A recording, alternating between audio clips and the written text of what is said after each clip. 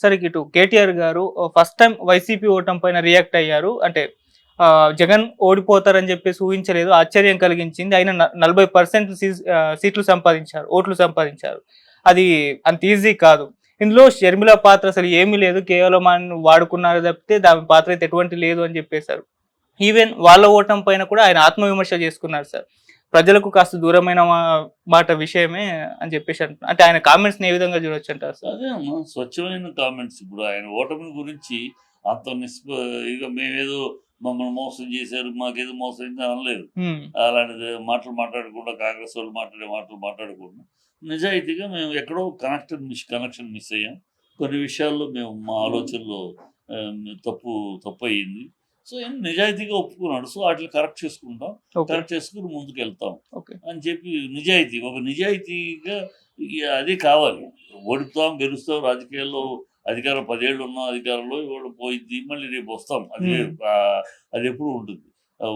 గెలుపు ఓటములు రాజకీయాల్లో ఉంటాయి. కానీ గెలిచినప్పుడు ఒక రకంగా, ఓడినప్పుడు ఒక రకంగా మాట్లాడటం కాకుండా, గెలిచినప్పుడు ఎలా గెలిచాం, ఎందుకు గెలిచాం విశ్లేషణ చేసుకున్నాం. ఓడిపోయినప్పుడు ఇప్పుడు ఎందుకు ఓడిపోయాం, ఏ ఏ ఏ కారణాల వల్ల ఓడాం, మన తప్పులేంటి? బాబు ఓడిపోవడానికి ఎవరి మీదో నిందేసేయటం కాకుండా, మన తప్పులేంటి, మనం చేసిన తప్పులేంటి, ఓకే. విశ్లేషించుకొని కరెక్ట్‌గా చెప్పాడు బ్రహ్మాండంగా. 2 అలాగే అక్కడ హ్మ్. ఆంధ్ర విషయంలో కూడా వాస్తవం చెప్పి 40% ఓట్లు రావడం అంటే సాధారణ విషయం. అంటే 40% ఓట్లు అంటే 5,00,00,000 ఆంధ్రుల్లో 2,00,00,000 మంది వైసీపీకి వేసారని లెక్క. హ్మ్. 40% 2,00,00,000 3,00,00,000 వాళ్ళకొస్తే 2,00,00,000 2,00,00,000 మంది ప్రజలు ఆదరించిన పార్టీగా ఉందది. అవును. అది ఓడిపోవచ్చు. Number game. ఇక్కడంతా ఓట్లు ఎన్నొచ్చినాయి కన్నా సీట్లు ఎన్నొచ్చినాయి లెక్క. హ్మ్. నంబర్ గేమ్‌లో సీట్లు 11 వచ్చినాయి. అవును. అక్కడ ఎక్కడంటే వీళ్ళ ముగ్గురికి కలవటంలో పర్సెంటేజ్ పెరిగిందక్కడ. వీళ్ళ ముగ్గురు కలవటంలో విడివిడిగా ఉంటే వేరు. విడివిడిగా ఉంటే ఇంత సీన్ లేదు. 40% సింగిల్ పార్టీకి దీనికి ఉండేది. హ్మ్. కానీ ముగ్గురు కలిసేటప్పటికి అది మొత్తం ఏకమొత్తం అయిపోయింది. సో, అందువల్ల మనకు సీట్లు తగ్గినాయి.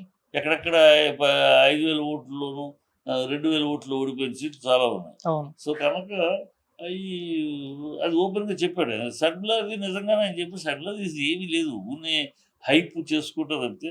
ఆ అమ్మాయికి ఏమీ లేదు. ఆ అమ్మాయి నిన్నటిదాకా తెలంగాణకొచ్చి నేను ఆడపిల్లని కాదు, ఈడపిల్లని అని చెప్పి తెలంగాణలో పార్టీ పెట్టి కాంగ్రెస్‌ని తిట్టి ఓ ఊగిపోయి ఇక్కడ చీపొమ్మను కానీ ఇక్కడ మూటగట్టు సర్దేసుకొని అక్కడికెళ్ళి ఇప్పుడు నేను ఈడపిల్లని అంటే ప్రజలు అంత ఈజీగా అంగీకరించరు. హ్మ్. ప్లస్ ఆ అమ్మాయి రాజశేఖర రెడ్డి వారసురాలు అనడానికి కూడా యాక్సెప్ట్ చేయరు. ఓకే. ఎందుకంటే రాజశేఖర రెడ్డి గారు బతుకుంటే ఎప్పుడూ అమ్మాయిని రాజకీయాల్లో దింపలా. హ్మ్. నా చనిపోయినాక వెళ్ళావు. వెళ్ళటం కూడా ఎందుకెళ్ళావు నువ్వు? నిన్ను పిలిస్తే కాదు నువ్వుగా దూరావు. వాళ్ళ విజయమ్మ గారు వెళ్తా ఉంటే ఆవిడకి కాళ్ళు నొప్పి హ్మ్. పాదయాత్ర చేయలేనంటే, భారతి వెళ్తానంటే, కాదు వదిన నువ్వొద్దు నేనెళ్తాను. నాకు పిల్లలు పెద్దవాళ్ళయిపోయారు. నాకు పెద్ద బాధ్యతలు లేవిప్పుడు. నీకింకా పిల్లలున్నారు, పనులున్నాయి. అమ్మ ఆరోగ్యం బాలేదు ఇయన్నీ చూసుకోవాలి. నేనెళ్తానని వెళ్ళావు. వెళ్ళేసి ఒక దుర్బుద్ధితోటి వెళ్ళావు. తర్వాత అతను వెళ్ళావు. వెళ్ళిన తర్వాత పాదయాత్ర అయినాక నేను బాణాన్ని జగనన్న విసిరిన బాణాన్ని అన్నావు. అయన్నీ బాగానే ఉన్నాయి. తర్వాత ఏం చేసావు? సోనియా గాంధీ దగ్గరికెళ్ళావు. సోనియా గాంధీ దగ్గరికెళ్ళి తను నిన్ను ప్రెసిడెంట్ చేయమన్నావు. హ్మ్. నిన్ను ప్రెసిడెంట్ చేస్తే నేను చూ చూసుకుంటానన్నావు అన్నీ. ఆవిడ నిన్ను నమ్మలా. నీ శక్తి మీద నమ్మకం లేక ఊరుకుంది. ఇది ఎవరు చెప్పారు ఈ విషయాలు బయటికి? ఎవరు ఎవరో మామూలు మనిషి చెప్పలా. ఆయన ఎక్స్ ప్రెసిడెంట్ బెంగాల్ ఆయన ఉన్నారు కదా! ఎక్స్ ప్రెసిడెంట్ ఆయన పేరేంటి? ప్రణబ్ ముఖర్జీ. 'ప్రణబ్ ముఖర్జీ'. ప్రణబ్ ముఖర్జీ గారు. హ్మ్. ఆయన గొప్ప మనిషి. హ్మ్. ఆయనేమి అందరిలాగా చిల్లర రాజకీయాలు చేసినవాడు కాదు. గొప్ప రాజకీయాలు చేసినవాడు ఆయన. ఓకే. ప్రెసిడెంట్‌గా చేసి ఆయన ఆత్మకథలో రాశాడు. హ్మ్. తన సముఖంగా తనుండగా తన ఎదురుగుండా జరిగిన డిస్కషన్ ఇది. ఓకే. ఏది ఈ అమ్మాయి రావటము, సోనియా గాంధీని అడగటము, ప్రెసిడెంట్ చేయమని అడగటము, దానికి ఆవిడ సుముఖంగా లేకపోవటము, నువ్వు వెళ్ళిపోవటం ఇయన్నీ ఆయన రాశాడు. నా ఎదురుగుండా జరిగింది. సో, నీ దుర్బుద్ధి అది. తర్వాత ఆయన అధికారంలోకి వచ్చినాక నీ మొగుడిని తీసుకొచ్చి ఒక 6 ఫైల్‌లు రిజెక్టెడ్ ఫైల్స్, కాన్సెల్ అయిన ఫైల్స్ క్లియర్ చేయమన్నావు. హ్మ్. అది నేను చేయను అన్నాడు. నేను అధికారంలోకి వచ్చింది రాజకీయాల్లోకి వచ్చింది సీఎం అవ్వాలని పోరాడింది ఇందుకు కాదు. ఈ రిజెక్టెడ్ ఫైల్స్, ఈ బ్లాక్ ఫైల్స్ క్లియర్ చేయడానికి కాదు. నేను చేయను అన్నాడు. మీ అమ్మని పిలిపించి అడిగిచ్చావు. మీ అమ్మ చెప్పినా ఆయన నో అన్నాడు. అందుకని మీరందరూ కట్టకట్టుకుని అతని మీద ఇవన్నీ ప్రజలకు తెలిసిన విషయాలు. నువ్వు ఇక్కడికి వచ్చి ఇప్పుడు వచ్చి ఏదో అంటే అందరూ రాళ్ళేస్తున్నారు, నేను ఒక రాయేస్తాను అన్నట్టు కొత్త తప్పితే చంద్రబాబు చక్రవ్యూహంలో పడిన పక్షి తప్పితే ఇంకేం కాదు. ఆ అమ్మాయి ఏమి nothing. She can never be anything. She will be nothing. అంటే సార్ వైసీపీ ఓటమి పైన కేటీఆర్ గారు కూడా సందేహం వ్యక్తం చేసినట్టుగా ఉంది సార్ ఆయన చెప్పిన విధానం చూస్తుంటే. కేటీఆర్ గారు అంటే అది ప్రజావాక్యం. కేటీఆర్ అన్నమాట తన యొక్క అభిప్రాయం, అందరి అభిప్రాయం అదే. ఆ టైంలో ఎవ్వరు కూడా ఓడిపోతాడు అని ఎక్స్పెక్ట్ చేయాలి. ఓడిపోతాడు ఎవరు, ఎందుకంటే అన్ని సర్వేలు ఒకటో ఇద్దరు ఇది చెప్పారు, కానీ అందరు సర్వేలు 6 నెలల నుంచి ఇదే చెప్పారు. మరి ఈ ఆఖరి నిమిషంలో కొన్ని విషయాలు దెబ్బతిన్నాయి. కొన్ని విషయాల్లో ఈ ల్యాండ్ టైటిల్ యాక్ట్ అనే దాన్ని వాడు గట్టిగా ముందుకు తీసుకెళ్లారు. దాన్ని తిప్పికొట్టడం ఆ సమర్థత సమయం లేకపోయింది. అది చాలా తప్పుడు ప్రచారం అది. ఎందుకంటే చంద్రబాబే వాళ్ళ తెలుగుదేశం పార్టీనే అసెంబ్లీలో ఈ స్కీమ్ను పొగిడారు, బ్రహ్మాండంగా పొగిడారు. ఇది అందరూ ప్రతి ప్రభుత్వం చేయాలి, ఇది రష్యాలో చేశారు, రాజస్థాన్లో చేశారు, అక్కడ చేశారు, ఇక్కడ చేశారు, పొగిడాడు పోయేవాళ్ళు. ఇలాంటిది నీతి ఆయోగ్ గొప్ప సూచనలు చేసింది, అన్ని రాష్ట్రాలు చేయాలి. దాన్ని వీళ్ళే పొగిడిన వీళ్ళే కరెక్ట్గా ఎలక్షన్ కొంచెం ఓటింగ్ 4 రోజులు 1 రోజుల ముందు నుంచి మొదలెట్టారు. ఇది మీ ఆస్తులు లాగేసుకుంటారు, మీ పొలాలు లాగేసుకుంటారు. ఇది ప్రజలు నమ్మేశారు. అది ఏంటి అక్కడ వాళ్ళ బొమ్మ కూడా వేయటం, జగన్ బొమ్మ ప్రభుత్వం తరపు జగన్ బొమ్మ వేసుకున్నాడు, ప్రభుత్వ అధిపతిగా వేశారు.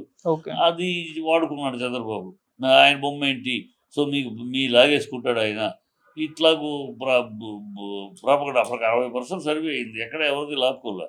కానీ ప్రజలకి ఈ విషయం తెలియజెప్పి ఇది బూటకము, ఒకటి డ్రామా, వాళ్ళు చెప్పింది వాళ్ళే బాగుతున్నారు, వాళ్ళు కేవలం భ్రమ పెట్టిస్తా చేస్తున్నారు అని ప్రజల ముందుకు తీసుకెళ్ళి క్లారిటీ చేసే సమయం కానీ ఆ సమర్థత కానీ లోపించింది. అందువల్ల అదొకటి సాగింది. తర్వాత మందుబాబులు ఎక్కువ డబ్బు పెట్టి కొనాల్సి రావడంలో వాళ్ళు కాస్త వ్యతిరేకత. తర్వాత ఉద్యోగస్తులకి పెన్షను, వాళ్ళందరినీ రెచ్చగొట్టాడు చంద్రబాబు. వాళ్ళకి ఇస్తున్నాడు, పేదలు సత్యమని వాళ్ళకి ఇస్తున్నాడు, మీకు పంగనామాలు పెడతాడు. మీరు ఇన్ని సంవత్సరాలు కష్టపడి తర్వాత రిటైర్ అయితే మీకు మీ బతుకులకి ఇది లేకుండా మీకు పెన్షన్లు ఇవ్వట్లేదు, పెన్షన్ డిలే అయింది, అది వాస్తవం. సో ఇవన్నీ కలిసి అతనికి ఆయుధాలుగా ఉపయోగపడ్డాయి. ఈవీఎం ట్యాంపరింగ్ అని కూడా ఒక అంశం వచ్చింది. ఇప్పుడు కేటీఆర్ గారు దాన్ని ఏమన్నా ప్రస్తావించే, అంటే తన మాటలు అదేమన్నా ఉందంటారా సార్? ప్రస్తావించవచ్చు, కానీ ఆధారం కేటీఆర్ స్టేజ్ లో ఉన్న వాళ్ళు ఆధారాలు లేని మాట్లాడరు. అందులో కేసీఆర్ ఎడ్యుకేటెడ్, వెల్ ఎడ్యుకేటెడ్. కనుక ఇప్పుడు రేవంత్ రెడ్డి మాట్లాడినట్టు చిల్లరతరంగా మాట్లాడలేడు కదా. వాళ్ళు సస్తే పోస్ట్ లో మాట్లాడలేడు కదా. ఎడ్యుకేటెడ్ కనుక సాక్ష్యాధారాలు లేకుండా అనుమానాలు ఉన్నాయి, 100 అనుమానాలు ఉంటాయి ఓడిపోయినప్పుడు. ఆ అనుమానాలు, అందుకని జగన్ కూడా ఓడిపోయాం, ఎన్ని కారణాలు మన దగ్గర ఆధారాలు లేవు అంటున్నారు, కానీ మన దగ్గర ఆధారాలు లేవు, కనుక ప్రజాభిప్రాయాన్ని గౌరవిద్దాం, ప్రజల తరపున పోరాడదాం అని అనేసాడు. అంతే. అంతకన్నా సాక్ష్యాలు దొరికినప్పుడు మాట్లాడచ్చు, సాక్ష్యాలు లేకుండా అంటే ఓడిపోయాం కనుక కుట్టి సాకులు ఎత్తుకుతున్నాం అని అంటారు వాళ్ళు. అదొక అసహ్యం.